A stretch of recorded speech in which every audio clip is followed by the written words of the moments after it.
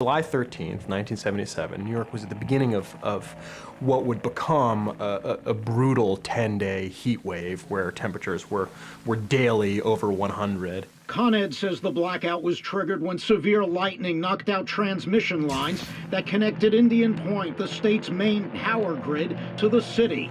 With those lines down and with demand for power unusually high because of a heat wave, other generating plants, unable to handle the load, began cutting themselves off.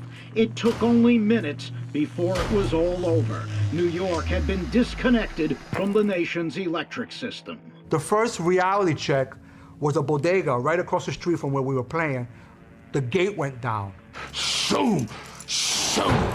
Shoo! All pandemonium broke, and people just started screaming blackout, and then you heard like bottles breaking and people just running, and we were like stuck out there with all this equipment. And to be out there in the blackout, you were prime, you know what I mean? You were prime for the picking. Everybody was like, hit the stores. And it was like, hit the stores. And everybody just started running all at once.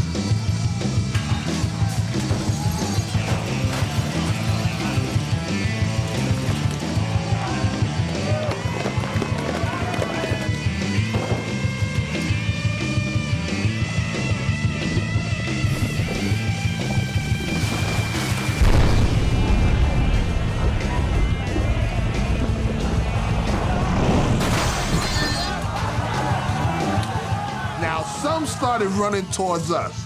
Me and Wiz, we had other ideas, okay? We pull out the guns, we like, no, run that way, okay? Don't run this way, run that way. Wiz stayed with the equipment, and I proceeded around the corner because there was an electronics store, the sound room, and they had DJ equipment in there. And this is my first time admitting this, telling this story, but yes, I did sneak in there, help crash the gate down, and crawl in and pull out a Clubman 2 mixer. But like I said, you couldn't just say, I'm gonna be a DJ. You needed equipment. And that's all I really, wanted. I wasn't trying to loot, everything I could find. Before that blackout, we had literally just maybe 4 or 5 legitimate DJ crews. The next day, the very next day, it sprung this whole revolution of DJs. That was a huge spark and a huge contribution to the hip-hop culture. The rest of the city had other things on their mind. Supermarkets, department stores, banks, check cashing places, jewelry stores, everything.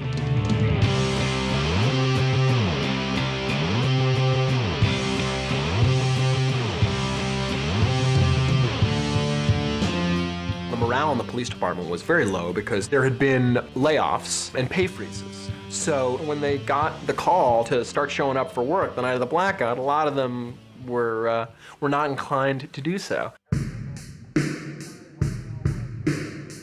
Carrying chairs, carrying refrigerators, carrying TVs. How are we going to arrest all these people?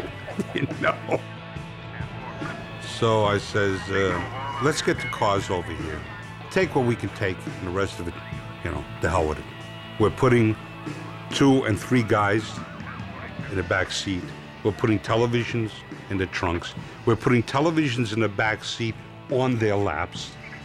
Sometimes we're putting 2 guys in the trunk and closing the trunk and transporting him to the precinct.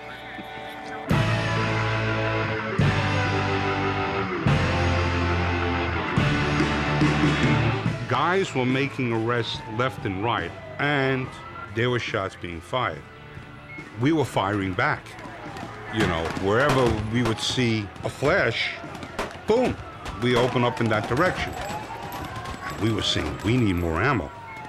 And the words were no longer out of my mouth. Then here comes emergency service. They start throwing us boxes of ammo, hundreds of rounds, and we're loading up. And the exchange of gunfire continued.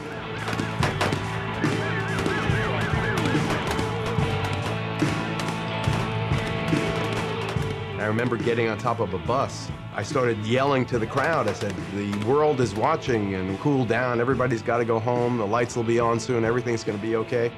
I never figured that even as hard on its luck as New York was, that the veneer of civilization was that thin, that people who were marginal people, or even in their regular lives law-abiding people, suddenly became this crowd of anarchists in it for themselves. The, Jekyll and Hyde personality came out, and people that you would never expect, the housewives, some of them. I mean, not all by any means minorities either.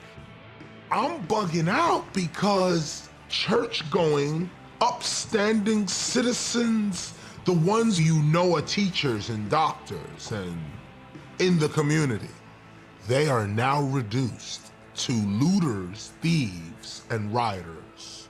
I was shocked. I was afraid. I was frightened at the sound of glass breaking, cars screeching, guns going off, and motherfucker, get away from my door.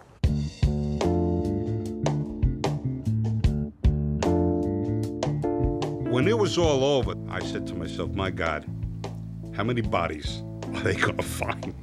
They didn't find a single body, not one. They talk about the riots, but the fact of the matter is very few people were killed, if any, were killed during that time. People weren't turning that violence outward they were doing violence to property. And they were doing violence to property specifically because they had problems with the people that owned the property. Most people went to bed that night really not knowing what was happening around them. So people woke up the next morning, and I think there was this sense of shock. The power was still out. And the other problem was that the police had arrested thousands of people. I think it's really disgusting, It makes you really want to throw up when you look at what's happened. And we got to live here. There's no place for us to go. Take out everything. I lost all my money. I worked about 10 years for this. I lost everything. I can't talk because everything is gone, everything.